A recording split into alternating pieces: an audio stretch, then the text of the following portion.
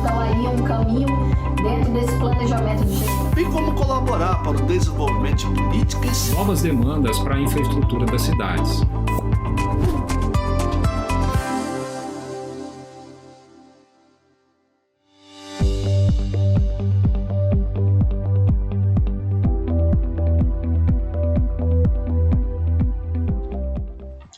Convite e convocação de autoridade. A Constituição do Estado de São Paulo fala em convocar secretários de Estado, dirigentes, diretores e superintendentes dos órgãos da administração pública indireta e fundacional e reitores de universidades públicas. Quer dizer, na administração indireta eu poderia convocar os superintendentes, os dirigentes, os diretores de uma empresa pública, assim como o Procurador-Geral de Justiça, o Procurador-Geral de Estado e o Defensor Público-Geral. Sustar atos do Poder Legislativo que usurpem as funções do Legislativo. Tanto a Constituição Federal quanto as Constituições estaduais colocam a capacidade dos poderes legislativos de sustarem atos do Poder Executivo que exorbitem as suas competências. Isso é normal, né? E isso é feito por meio do decreto legislativo, né? O decreto legislativo ele pode tirar do âmbito jurídico um ato emitido pelo Poder Executivo que exorbite a sua capacidade, a sua competência legislativa. Normalmente esse ato deve ou deveria, para que isso não fique a cargo do Poder Judiciário, regular o que aconteceu durante a vigência desse ato sustado, né? Porque normalmente esses atos geram direitos e obrigações, e isso tem que ser feito ou geraram sanções, e isso deve ser regulado pelo ato que normalmente susta ou tira do mundo jurídico esses atos, né, propriamente ditos. A faculdade regulamentar conferida pelo Poder Executivo dispõe de limites voltados à reafirmação da primazia da lei. Entre esses limites, alguns princípios devem ser rigorosamente obedecidos.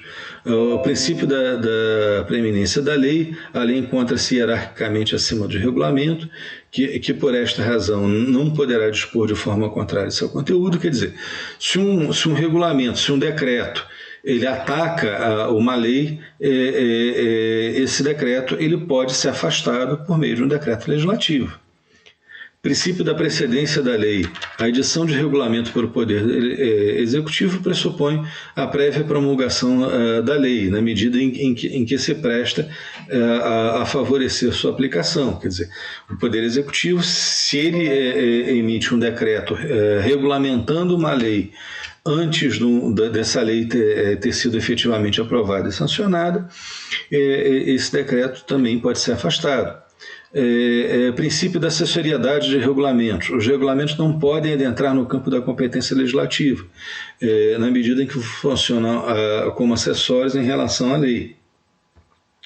Por exemplo, se um decreto fere ou entra em assuntos que são de competência da lei, esses decretos eles também podem ser afastados, né? A sustação é feita por decreto legislativo e por conseguinte, né, tem que ser apreciados pelas duas casas, no caso do Congresso Nacional, ou pelo Pleno da Assembleia Legislativa. O que normalmente, em casos recentes que a gente viu isso, foram vários decretos relacionados com o Estatuto do Desarmamento. Alguns foram afastados. Ou se chegou ao momento final da votação do afastamento desses diplomas, e o Poder Executivo revoga no final e perece o objeto. Então, assim, isso por vezes acontece, né? E é de competência do Legislativo tratar dessa forma. Caso de lei delegada, né? Também o Legislativo ele exerce um controle político da lei delegada. Ele exerce a delegação e vai controlar efetivamente se o Poder Executivo não exorbitou a sua competência no exercício dessa delegação prestada pelo Poder Legislativo. Isso foi pouco usado na nossa estrutura. A última vez que foi usada a questão das leis delegadas faz quase 30 anos, né?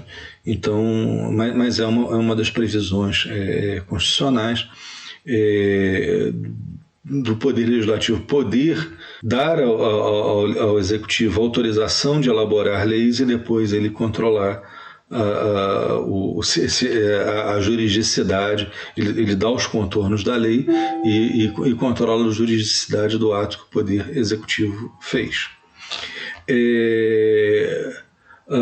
A delegação ao Presidente da República terá a forma de resolução do Congresso Nacional, e se a resolução determinar a apreciação do projeto pelo Congresso Nacional, esse fará em votação única, vedada qualquer emenda. Quer dizer, a lei delegada ou é aprovada ou é rejeitada.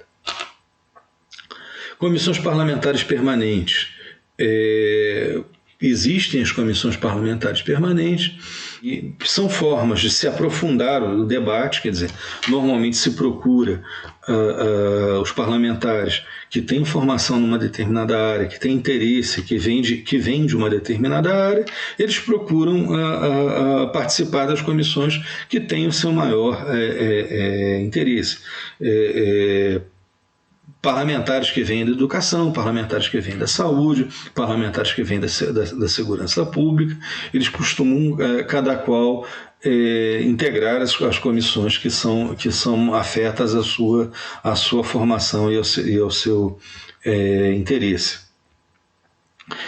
As comissões permanentes representam o cerne do funcionamento das casas legislativas, as grandes discussões de mérito, os grandes aperfeiçoamentos legislativos normalmente são feitos nas comissões, as audiências públicas, a discussão, o debate, de forma que quando chega em plenário o assunto já esteja relativamente pacificado, ou pelo menos com as posições bastante consolidadas e bastante sedimentadas, restando só as decisões finais. Existem também, pelos regimentos das casas, comissões que são terminativas, ou tramitação terminativa de alguns projetos de lei. A casa não sendo revisora, ela por vezes, os projetos, elas podem ter efeito terminativo em comissões, quer dizer, passando pela CCJ e por uma comissão temática, o assunto não ser levado nem ao plenário. Ele já é encaminhado para outra casa sem necessidade de ir a plenário. Além de tudo, as comissões temáticas, elas realizam audiências públicas, elas podem colher depoimentos, elas podem propor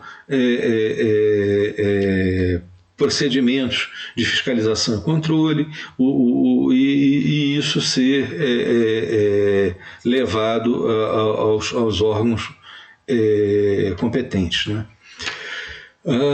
Comissões parlamentares de inquérito, que são as que no momento atual nós estamos vivendo uma comissão parlamentar de inquérito